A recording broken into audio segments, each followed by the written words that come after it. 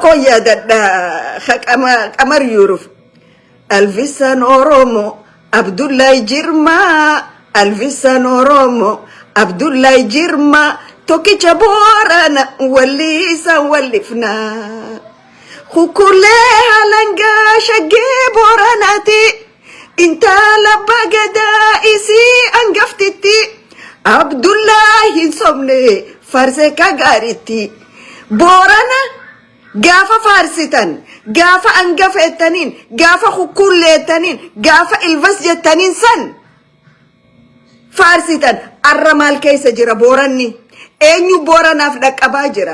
Eenyu Booranaa dubbachaa jira. Lafa Booranaa shiftoota Ziyaad Barreetiin cabaa jirtuuf eenyu dubbachaa jira. Ilmaan Booranaa Khaliyyuu Haayilii Mustafa Agjar fixaa jiruuf eenyu dubbachaa jira. Akkamiin dhiiga Oromummaa bor walii machuu deemna.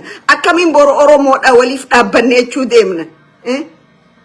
Biitti sanbar biyya gootonni kalee keessaa biqilee bar. Biyya qabsoon Oromoodha keessatti dandamattee bar.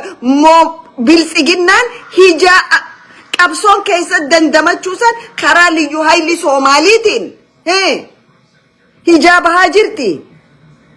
Gaafa Liyyuu Haayiliilee killiilee cufarra hiisiftan Liyyuu Haayilii Soomaalii wannin hiikkachiisiniif sagantaa amma itti jirtan tanaafi jechuudha.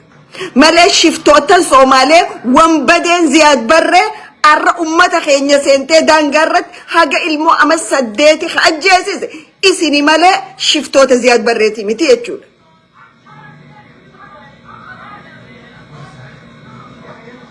Lolli Boorana irra deemu jiru kun lola mootummaan Jabuuti. Harcaatonni dirree dhawaa keessaa aangoo qaban Mustafeedhaa wajji wal qindeessanii haga Hawaash ni maranna jedhanii wajjin wal fakkaataa jechuudha. Fakkeenya tokkoon isinii kanna. Lolli amma Zeeyila arrakkee kun lolli amma Zeeyila arrakkee warra Somaalilaandii wajjin warri killilii shaniitii fi mootummaan Jabuutii walii galanii gaggeessaa jiran. Ummata Gadabuursi ilimineet goonee Magdi Hargeysaa fi Jabuutii fi killilii Soomaalii waliif finna haga Hawaash dhiibnaadhaa miti. Duulli Gadabuursi rabba namaa fi jiru sanii miti isaan jalaadinna qawween arra shiftoonni isaa naannawa shinniileetii fudhatanii arra warra Gadabuursiitiin dhawaa jira warra Samarrooniin akka dhuftee dirree dhawaa keessa isin balleessuu teessuun irraanfatina. Akka qawween arra shiftoonni isaa baadhatanii qawwee mootummaa Itoophiyaa sovereignty biyya biraatiin seenanii dhawaa jiran gaafa mancaa isin harkaa guuranii isaan qawwee harka guuran akka Oromoo baduu teessan hin wallaalina. Hin irraanfatina. Intalti khalee sagaleensi odii gad deemaa jirtu ta paarlamaa rizaayin goote Oromoon dargii booda biyyatan dhufee nuti Oromumaa hin beeknu biiti ta'ii isaatiif ta gurguraati jettee miti. Laata dargii dur eessa turre warri kun tokko walii galanii afaan tokkoon dubbatan kaan 91 Tigree booda dhufee jaa isiin ammoo dargii booda dhufanii jette. Sirra laalu bareedduuti yaati ta'e isa waan taateef naannaawni dirree dhawaa maramee isa jala galuu sin jiru jechuudha. Maqaa gurguraatiin kan aggaddan gurguraanii fi Oromoonis addaan baarii jechuun wal dhaleenutu ilmaanii fi eessummani. Okay? Nama mootummaa bakka bu'ee afa gubaayii jedhamoo dubbattuu mana marii naannawa kan Oromoonni hun turreetu warroonni kaan ka dirree dhawaa keessatti mootummaa dirree dhawaa gaggeessaa jiru bulchiinsa dirree dhawaa hidhata akkam akka Jabuutii hojii qaban Mustafee hojii qaban kanarraa laaluu dandeessa jechuudha. Kanarraa laaluu dandeessa. Oromoo nuti citizen biyya lamaan qabnu. Oromoon dirree dhawaati yoo beeni bade jarri shiftoonni kun dirree dhawaa waa balleessanii Jabuutii dhaqan. Kan dirree dhawaa waa balleessee godee dhaqa yookaan Magdishoo dhaqa yookaan Hargeysa dhaqa. Ati garuu bakka takka dhayituun qabdu jechuudha. Warra biyya lama qabuutu arra Oromoo irratti xiyyeeffatee Oromoon akka badduuf ganama galgal hojjechaa jira jechuudha. Gaafa dirreedhaa filmaanni ta'u jabuutirraa aayidii dirreedhaa dhufanii sagalee kannanii jechuudha. Warruma kanaatu gaafa jijjiga ta'u aayidii achi qabanii achi dhaqanii sagalee kannanii jechuudha. Shiftummaan uummata kanaa ta'a biyyoota faranjiitu rakkistee jirtu dipoort ittiin godhamaa jiranii jechuudha. Warra yakka malee hin beekne dhiiga gannequ malee hin beekne jechuudha. Okay? Lubbuun namaa isaan biratti value tokko hin qabdu jechuudha. Silaa lubbuun namaa value qabaatte lafa zeeyila'aatiif ja'anii walii galuu dandeen ilmaan namaa wal jiddu guyyaa afran kanan fixanii jechuudha. Ummata afaan tokko dubbatu aadaa takka qabu amantii tokko qabu har'a kana si godhu jiruutu as deebi'ee Oromoodhaaf garanaa laafina qaba. Fittim Oromoo. Mariin saani takaree mari'achaa turan nuti diinni keenya eega Ogaadeenii fi Isaaqii fi isa taane diinni keenya jalqabaa Oromoodhaa jan sagalee sanis fideetiin isinii maxxansa.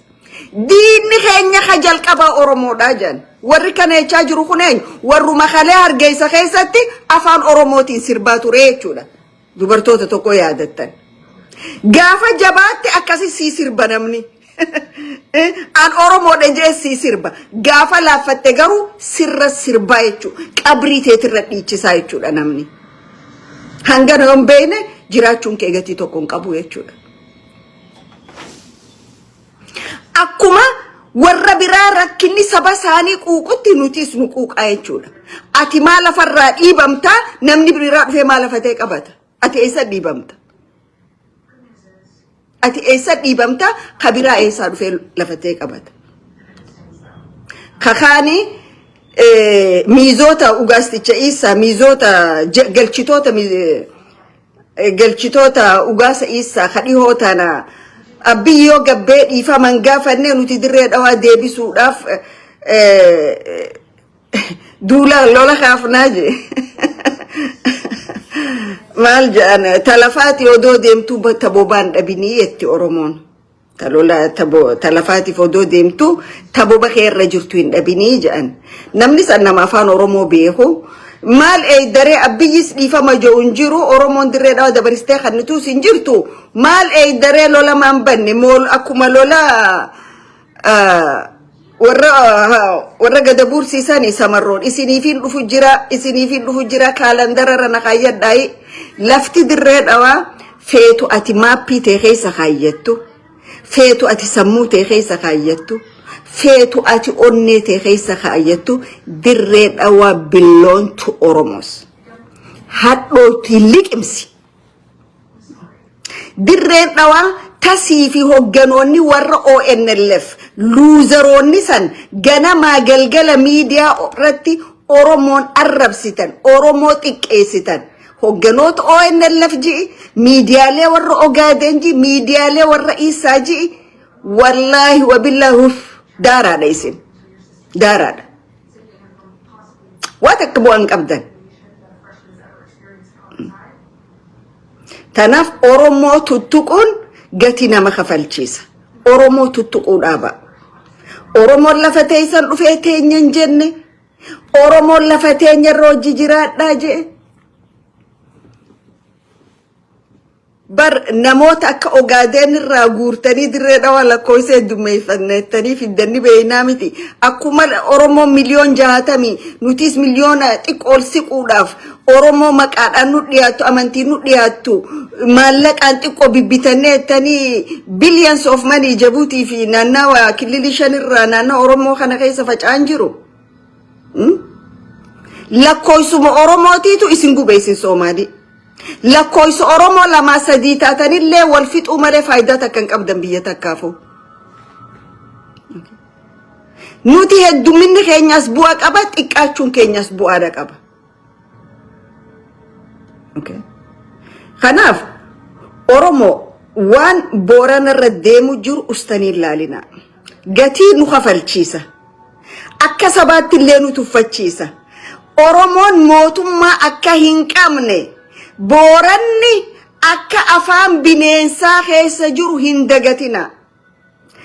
Arra liyyuu haylii Soomaalii kililii 5 biyya mootummaa federaalaa jala bultu naannawa isteetiin tahin tokko irratti hoggaa humna akkasii bobbaaftu hegereen Booranaa maalii jaalala garuu lolli baaxil ni moohatama malee hin moohatu lolli cubbuu ni moohatama malee hin moohatu maal jazabana kana wiil isiyo wiil ogaadeen wiil umadda heeyo jedhan ilma isaatiif ilma ogaadeen jidduu namni tokko jiru nuti tokko waan feene goonaa jedhanii isloogaana isaan dirree dhawaatii ka'anii lola itti labsaa jiran Oromoo yoo firraan dhaamne isiniitu rakkoo qaba sabni wal keessa jiraachuun haqa akkuma nuti biyya namaa jiraannu sabni cuftu wal keessa jiraata garuu sabni tokko si jibbee si tuffatee si keessa jiraachuu hin danda'u si kabajee wal kabajanii waliin jiraatanii jechuudha okay mee dirree dhawaa Utel Ogaden jedhamu san keessatti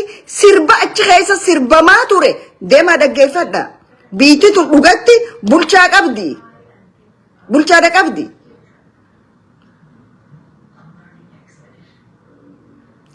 jarana kheenyummaa nama ifii qabachiisu sabicha malee kantiibaa magaalaa yoo mootummaadha miti mootummaan akkati dhumtuuf karaa banee jira kantiibaan dirreedhaa akkati arrafamtuuf karaa banee jira magaalaa inni bulchu keessatti khillee fi aanan fidaa turtanii je magaaluma inni keessa jiru keessatti intalti filsan jedhan walliftuun Washington Seattle jirtu taganamaa galgala Oromoo arrabsitu guyyaa deemtu Facebookii sitirraa cufa delete goote dirree dhawaa seente ililliidhaan simatamte jechuudha saba Oromoo akka isiin ittiin arrabsin wanni isiin hin je'in hin jiru akka itti saba kanan xiqqeessu waa'ee dirree dhawaa tirraqqee Oromoon ta akka fedhan je'anii dhiifama gaafatanii miti ta waan fedhan waan garaa isaanii baasanii lakkii je'anii bira dabranii miti namni tokko yoo naamusatti hin goone yoo seeratti hin goone amalli abbaa hin dhiisuu jedhan tanaaf naannawa dirree dhawaatis ka isin arrabsiise ka karaa kana bane kantiibaa keessani mootummaan federaalaatis tashiftoota Ziyaad Barree warra Ogaadeen Oromoota Booranaa fi Ona Jaar